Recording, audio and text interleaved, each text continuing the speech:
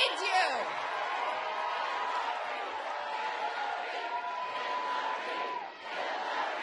Hillary! Hillary! Hillary! All right.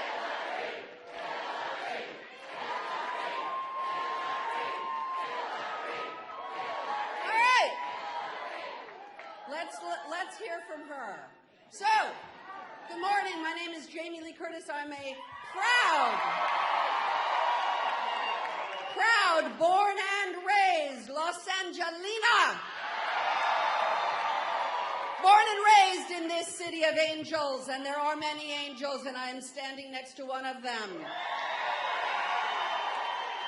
I'm proud to be from California. I'm proud to be the daughter of very ardent Democrats. My mother, Janet Lee, and Tony Curtis were deeply devoted to Democratic politics, so much that they performed in the famous snowed-in Kennedy inaugural. My mother was offered an ambassadorship under the Johnson administration to Finland. She was vetted, I read recently, she was vetted by J. Edgar Hoover, who claimed that she was one of the cleanest people in Hollywood and a very fine mother. And I have done my part, but then I read a book called Special Topics in Calamity Physics. It's a great novel by Marisha Pessel. And in the middle of this book, it says that life hinges on something that you don't think. We all think our life is about sort of where we were born, how much money we have, where we go to college, who we marry, etc. It's not. Life hinges on a couple seconds you never see coming. And what you decide in those few seconds determines everything from then on, and you won't know what you're going to do until you're there. So, if that holds, and I believe it holds, how do we make a decision about who's going to make those decisions on our behalf when life hinges for this country, and it's going to hinge? How do you make that decision? I want to make that decision based on someone's experience, someone's strength, someone's intelligence, someone's attention to detail, someone's open, generous heart that has dedicated their lives to public service, who has worked on behalf of people, minorities, women, who has a woman's heart, a warm, deep, loving woman's heart. And it's about time in this country that we had a woman running this country. So, I'm going to play my woman's card. I'm going to play all of our women's card. We are playing with a full deck, and we are going to welcome Hillary Rodham Clinton as the next president of the United States.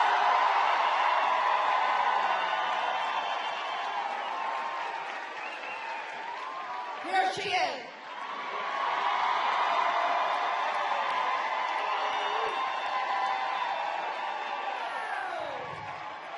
Hey, it is great to be here with all of you, and I am thrilled to be in Orange County. I gotta tell you, it was a treat to be introduced by Jamie Lee Curtis.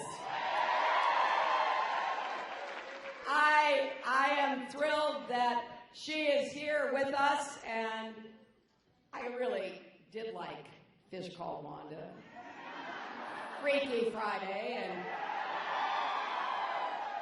but I like her enthusiasm, her energy, her heart. And I'm so pleased, too, to be here with my someone who is, I'm going to put this back in here because clearly, it's okay. It's okay. That's fine. We don't mind. We don't mind because you got everybody all revved up. But I want to thank my friend, my former colleague, both in the Congress and in President Obama's cabinet, Hilda Solis. Hilda has been a congresswoman, the Secretary of Labor, county supervisor, and in every job she's had, she has performed magnificently and helped so many people, and she's a dear, dear friend of mine. Now, we are here at the home of the UFCW Local 324. I want to thank Greg Conger and Rick Iden and Greg Halabozek for welcoming us here and all of the UFCW family. And thank Andrea Zinder for appearing on the pre-program. Thanks also to Art Brown and everybody from Buena Park who has made us so welcome. And mostly I want to thank all of you. And one of the great things about campaigning across the country is to stand where I'm standing and look out at this audience and audiences like it and really see America, see what we are as a nation. I have this old-fashioned idea that we are stronger together. Stronger together when we make the economy work for everybody, not just those at the top. Stronger together when we knock down all the barriers that stand in the way of any American getting ahead and staying ahead.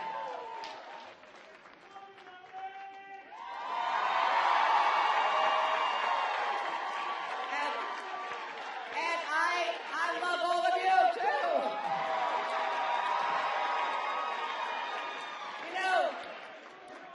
You know what's at stake in this election because here you are. You understand we have a big, big choice. As you just heard from Jamie Lee, this is a point in our history where there are not just one, but several hinges. Here at home and around the world, the decisions we make, who we are as a people, whether we're going to continue moving forward together or we're going to build walls instead of bridges. We have decisions to make, and I've talked a lot in this campaign about what's at stake, and I'm going to continue talking about it because I don't want anybody to be surprised. You know, when people run for office and they tell you what they want to do, you should believe them. You know, one of my great friends and one of our great American icons, Maya Angelou, said, when somebody shows you who they are, believe them.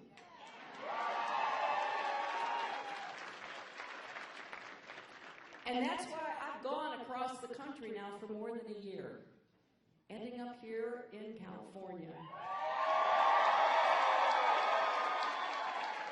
Talking about what kind of country I want for all of us, not just some of us. A country where we are creating more good jobs with rising incomes. A country where we are not only growing the economy but making it fairer by raising the minimum wage and guaranteeing equal pay for women's work. A country where an education system works for everybody, starting with early childhood education so every single child can be better to succeed.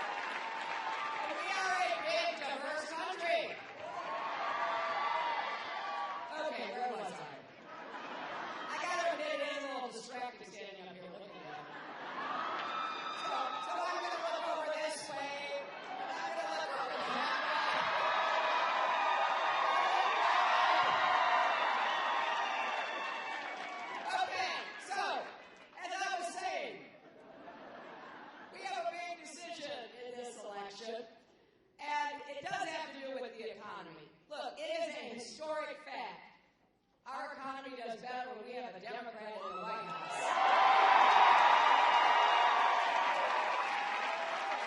And, we don't have to go back 100 years. Let's just go back 25. When my husband was president, we had 23 million new jobs. Incomes went up for everybody, not just people at the top. That's what we want again.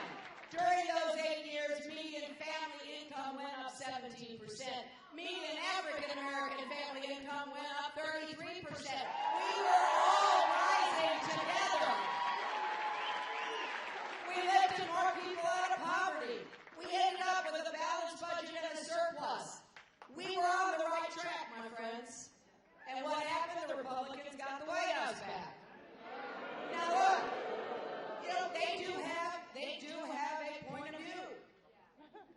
I know and respect they are consistently wrong, but they are consistent. They believe if you just keep cutting taxes on the wealthiest, it will all trickle down. So they did. They took a machete to the tax system and cut taxes on the wealthy. They took their eyes off the financial markets and the mortgage markets, and we know what happened. And California was especially hard hit. 9 million Americans lost their jobs. 5 million homes were lost. And we could have had a Great Depression, not just a Great Recession. Anybody who thinks back to how scary those times were knows that. And I don't think President Obama gets the credit he deserves for digging us out of the ditch that has dropped us into.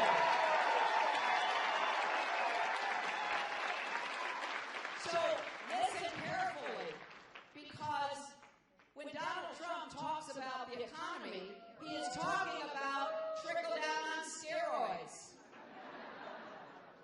He has put forth an economic plan that is by a billionaire for billionaires. And it is going to hurt a lot of people. He doesn't seem to actually care about making America great so much as he seems to care about making himself look great. And here's what I want you to know. Because I bet everybody in here knows somebody or knows somebody who knows somebody who lost their home. Right? And I want you to know that Donald Trump actually rooted for the housing crash that cost 5 million families their homes. I'm not making this up. We called him out on it yesterday using his own words. And you know what he said in response? Well, he bragged about what he did. He said, and I'm quoting now, "That's the kind of thinking our country needs." He said, profiting off working people losing their homes would be a, quote, good result.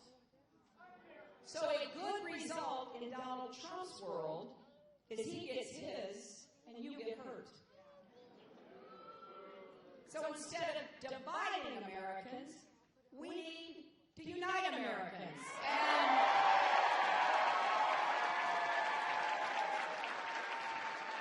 one of the ways I'm going to do that is by promoting more infrastructure jobs, because the state of our infrastructure is a national emergency. We have bridges that are right now too dangerous to drive on, although people take a deep breath and drive across them. We have roads that are so rutted and pitted and potholed that people driving them are having to pay hundreds of dollars to repair the damage. We have airports that are stuck in the mid-20th century instead of the 21st century. We have water systems that are unsafe for children to drink the water from. So we have to rebuild the infrastructure we have, and we have to build a stronger future together.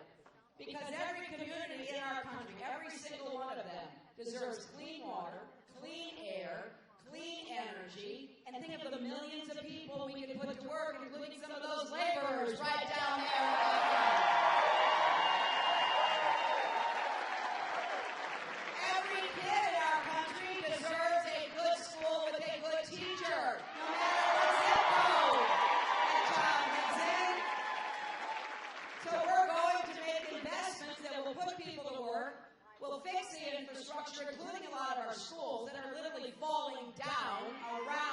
students and teachers. I have visited schools, my friends, that are filled with mold, ceiling tiles falling down, water damage everywhere. In America, that's exactly right. That is wrong. And we're going to put people to work fixing our schools as well as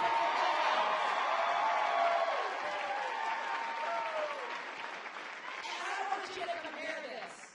See, I want to fix our schools, our bridges, our roads, our ports, our airports, our water systems. Donald Trump wants to build a wall.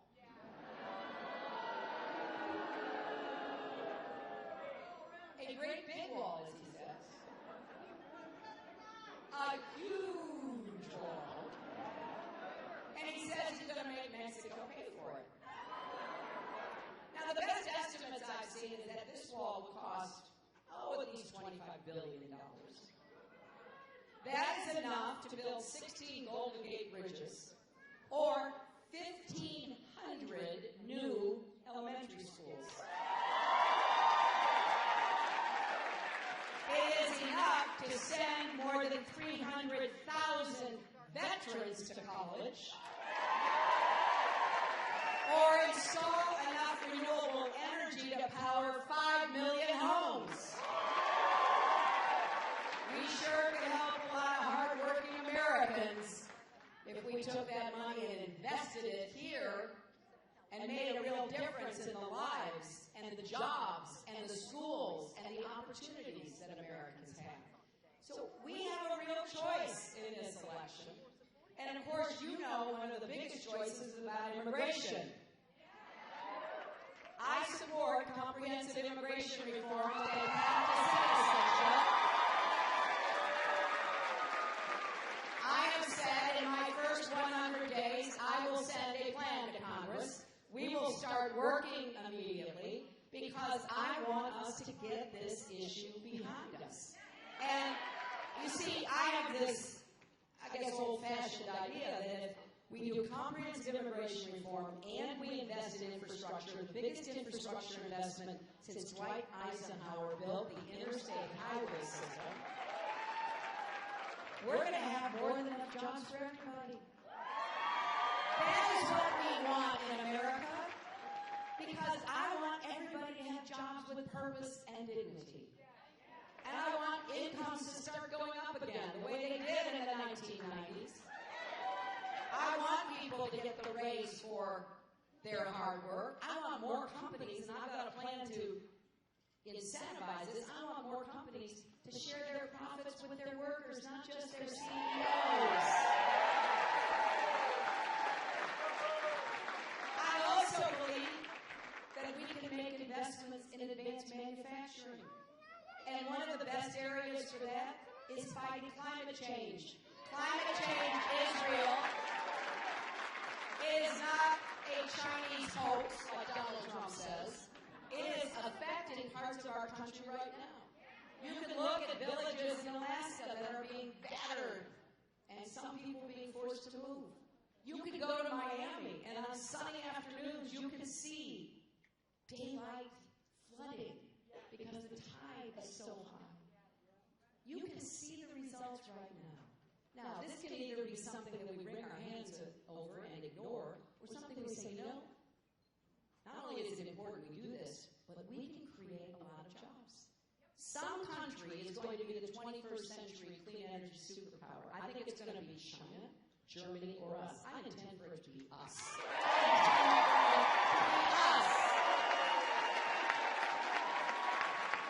I have a plan to install 500 million more solar panels by the end of my first term, and enough clean renewable energy to power every home by the end of my second term. And you know, these are jobs that can't be exported. They've got to be done right here in California and across America.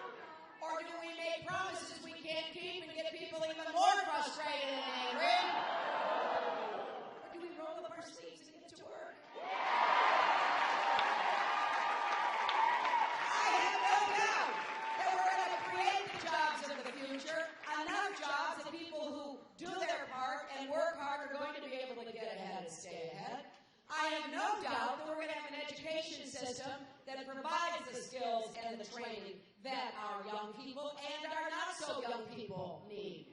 Because the job market is so churning, people need to get new skills from time to time. Now you can say, well, I don't want to get any new skills. I want to keep doing the job I did 30 years ago. We are not living in the world of 30 years ago. We have all got to pull together. We are stronger together. So starting with early childhood education, going into elementary and secondary education, where I want to be a good partner with the teachers of America, not pointing fingers and scapegoating them. Getting more technical education available to high school students so that they can get the skills that will make them employable in the job market. Making community college free so that everybody who wants to continue or come back and acquire skills can do so. I want to make college affordable. I want to work to help you pay down your debt so that you are not crippled by it. We can do all of this. We know how to do it. Because we're here in a union hall, I want to say a special word about the great work unions do with apprenticeship programs. I want more businesses to work with unions to do more apprenticeship training, and I want more businesses to start their own apprenticeship training. I'm willing to give them a tax credit in order to train young people to be able to do the jobs that are needed today. We have to do a better job linking up people with where jobs are available. We can do this. We can make this happen. And then when it comes to health care, because think about it, what are the three things that keep you up at night? Jobs, education costs, training skills, and health care. I will continue to improve the Affordable Care Act. I will work to get the costs down, premiums, co-pays, deductibles, prescription drug costs. Before there was something called Obamacare, there was something called Hillary Care.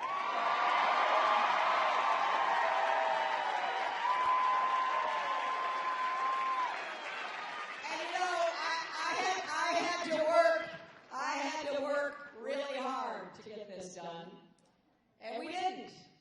But then I turned around and created the Children's Health Insurance Program,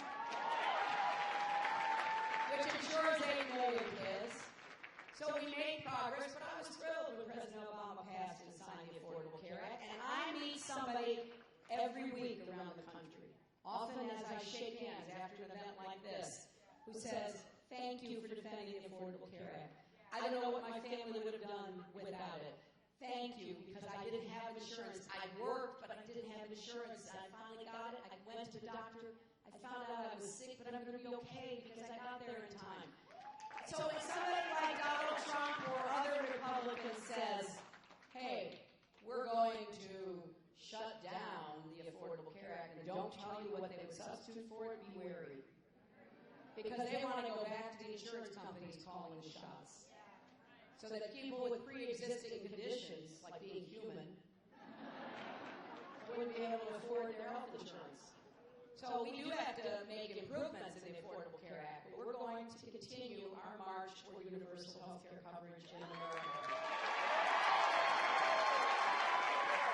And there are two areas where we don't pay enough attention, and I'm serious about this: mental health and addiction. We have too many people who are suffering from one or both. We have too many people going to jail or prison because of one or both.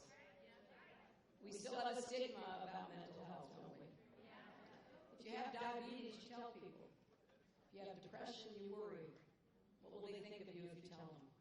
The more we're learning about how our bodies work and our genetic makeup and all that, we have to treat all health problems, whether they're above or below your neck, the same way. People deserve to get the medical care they need. And when it comes to addiction, we need much more treatment and recovery and diversion from the criminal justice system to help people who are addicted. So we've got work to do that will bring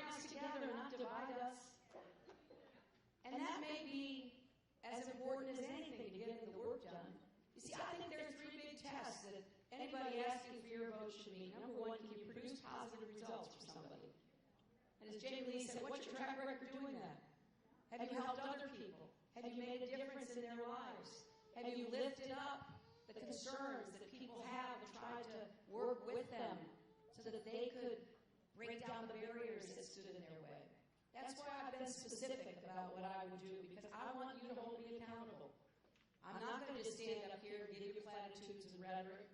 I'm going to tell you what I want to do, because I need you to be part of how we do it together. And the second big test is when you vote in the California primary, when you vote in November, you're voting for the commander-in-chief as well as the president, right? And here's where I'm especially concerned about Donald Trump. You know, just in the last few weeks, he's attacked our closest ally, Britain. He has praised the dangerous dictator of North Korea. He has advocated pulling out of NATO, our strongest military alliance. He has suggested it's okay with him if more countries get nuclear weapons. He's even gone so far as to say, well, maybe he would use nuclear weapons against ISIS, which is not even a state. He has said we should return to torture. And he wants to ban all Muslims from coming into our country. A country founded on religious freedom. I mean, and that's just the beginning.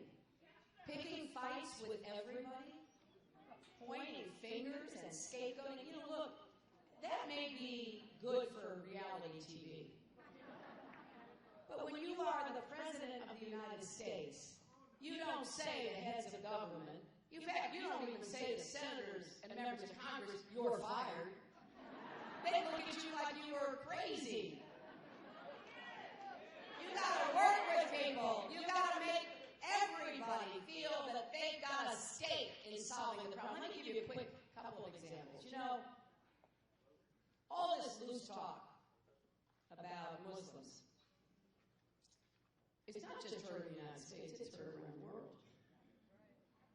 And I said months ago, you know, what Donald Trump is saying is going to be used to recruit terrorists by ISIS.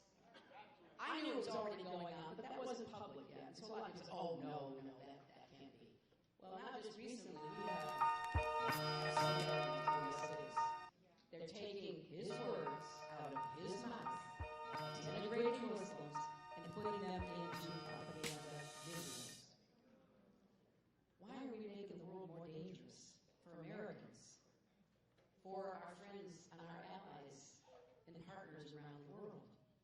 You know, when I was Secretary of State, I was in Cambodia in November of 2012. And I got a phone call from the Israeli government saying, you know, Hamas, the terrorist group that's next door in Gaza, is shooting missiles again into Israel. And we tried to talk to people to get them to stop. But if they don't stop, we're going to have to invade to stop them. I said, wait a minute, I'll be right there. That's the kind of thing you can say when you're Secretary of State, right?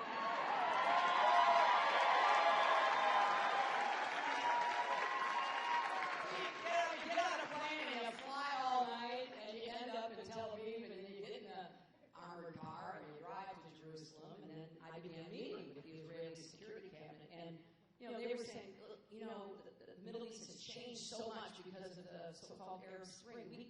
We don't know who to talk to. We keep trying to reach out to have somebody say, you got to stop this. And the most likely person to be able to do that is the then President of Egypt, a member of the Muslim Brotherhood, a man by the name of Morsi. I said, okay, let's talk through what we want, what is the best outcome, and I will fly to Cairo and negotiate with President Morsi. And we did, and I did. But I want you to think about, here's a guy who's the president of Egypt, not just a Muslim, but a member of the Muslim Brotherhood. And I'm trying to negotiate a ceasefire to prevent another war. My life would have been miserable, and I'm not sure we would have gotten it done if we had the kind of language, the rhetoric being used about Muslims coming from somebody running for president of the United States, or heaven forbid, being president of the United States.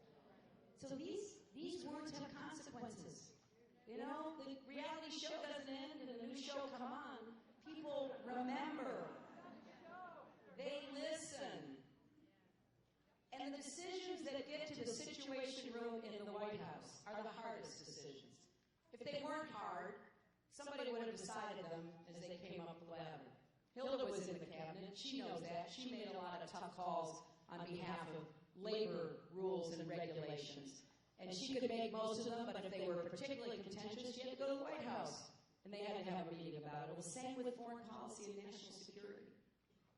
So I was one of the small group of people asked to advise the president about whether the intelligence we had was strong enough about where maybe bin Laden was to take action. And I had a particular personal interest in this because I was a senator from New York on 9/11. And I was at ground zero 24 hours after we were attacked. I saw what was the closest I hope I ever come to seeing hell. I just can't even tell you. Even thinking about it now just upsets me.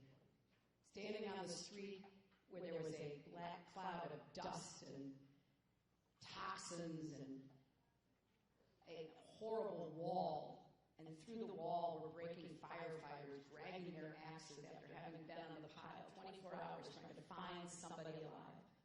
Iron workers and other construction trades workers, laborers and the like, who dropped what they were doing and rushed to be helpful, rushing toward danger. So I took the hunt for bin Laden personally on behalf of 3,000 people, many of them my constituents' families died. So when we began to evaluate that evidence, it was, there's no flashing light. It was just, he's here, go get him. You look at it, you evaluate it, you get more information, you ask skeptical people to take a look at it, you talk to the military about what the options are, and then at the end, the president asked every one of us in that room what we thought he should do. And people who I deeply respect, we disagreed. Some people said, you know what, the intelligence is not strong enough, we can't take the risk. Others said, well, it's strong, but probably not strong enough, but I think we could launch a missile and take out the compound. And then others, including myself, said we would never know if we got bin Laden. We have to send in a SEAL team. And at the end of that conversation, this is my point, even the president's advisors, Secretary of State, Secretary of Defense, head of the CIA, head of the Joint Chiefs of the military, the president has to make the decision. And President Obama, who is a thoughtful, deliberative decision maker, you can agree or disagree, but he studies it, he thinks about it, and he tries to make a logical, responsible decision. And he said he was going to retire, and he was going to review it all and make his decision. Now, he made the decision to send in the SEAL team, and we did bring bin Laden to justice.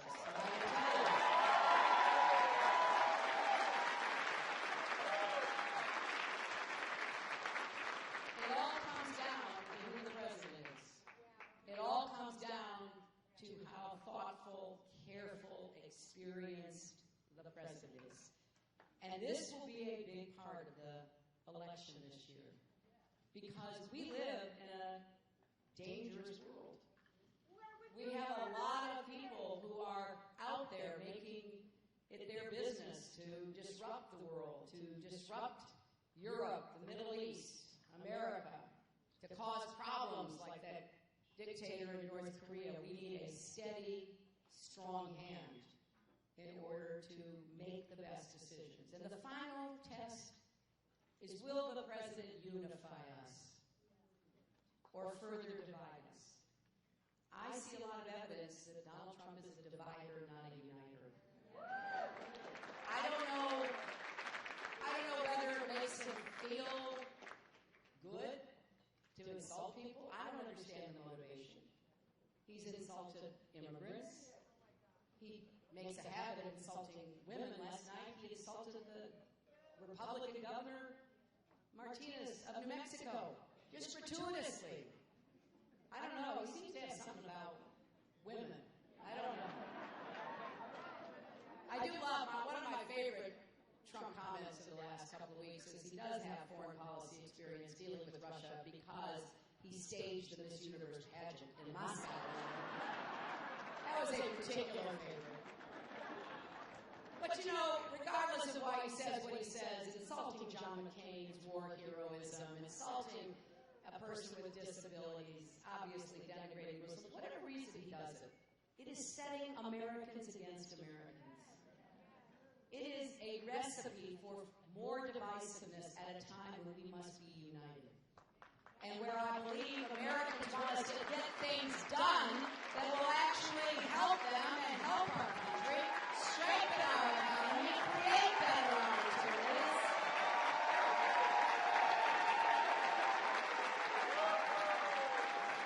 And remember I said when somebody tells you what they do believe in, think of what he has said about our rights. So here's where I stand. I will defend a woman's right to make her own health decisions.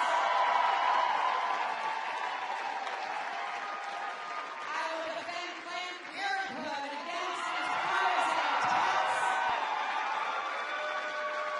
I will defend marriage equality and end discrimination against the LGBT community. I will defend voters' rights, which are under attack from North Carolina to Texas. And I will appoint Supreme Court justices who will overturn citizenship rights. I will protect the right to organize and bargain collectively and be a member of the union. And I will take on the gun lobby to get common sense gun safety reforms that will protect Americans. But I can't do any of this without your help. You know that this primary in California on June 7th is really important because California is always about the future. California is where the future starts in America. So I need you, if you can, vote by mail. Some of you already have. Be sure to vote on June 7th. Bring your